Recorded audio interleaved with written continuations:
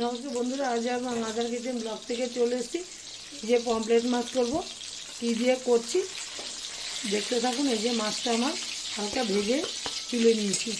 এরকম করে আরও কয়েকটা মাছ আছে ভেজে তুলে, তারপর কী দিয়ে কী রান্না করছি সেটাই দেখাবো। মাছটা আমার ভাজা হয়ে গেছে। এবার তেলের মধ্যে একটু কালো জিরা ফোড়ন দিয়ে দেবো। দিয়ে এই যে পেঁয়াজটা দিয়ে দেবো।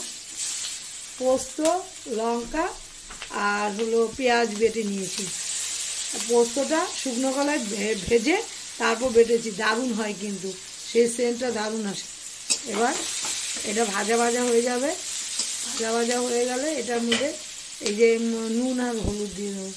কোনো মশলা, শুধু পোস্ত বাটা দিয়ে করব। পেঁয়াজটা আমার ভাজা ভাজা হয়ে গেছে। এবার পোস্ত বাটাটা আর দুটো লঙ্কা দিয়ে দিয়েছি। একটু খুব বেশি কষাবো না, অল্প কষাবো। কষিয়ে তারপর জল দিয়ে দেবো। কষানো হয়ে গেছে। এবার এই জল দিয়ে দিচ্ছি। ফুটে উঠলে মাছগুলো ফুটে উঠেছে। এবার আমি মাছগুলো এক এক করে দিয়ে দেবো। এই যে মাছ, নরম মাছ, এগুলি বেশি না ফুটালেই ভালো।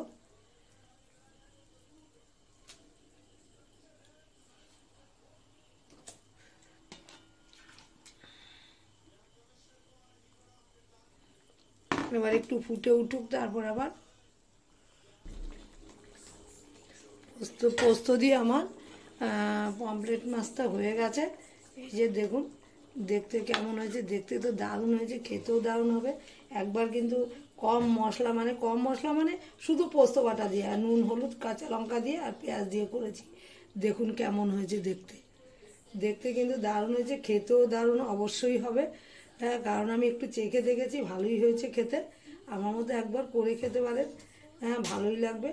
ভালো লাগলে লাইক শেয়ার কমেন্ট করবেন, সাবস্ক্রাইব করতে একদমই ভুলবেন না। আর নামানোর একটু আগে একটু ধনেপাতা, বিলাতি ধনেপাতা দিয়ে দেবেন। আর ভালো থাকলে সবাই ভালো থাকেন, সুস্থ থাকেন। আমি ভালো থাকলে নতুন নতুন রান্না করে দেখাবো।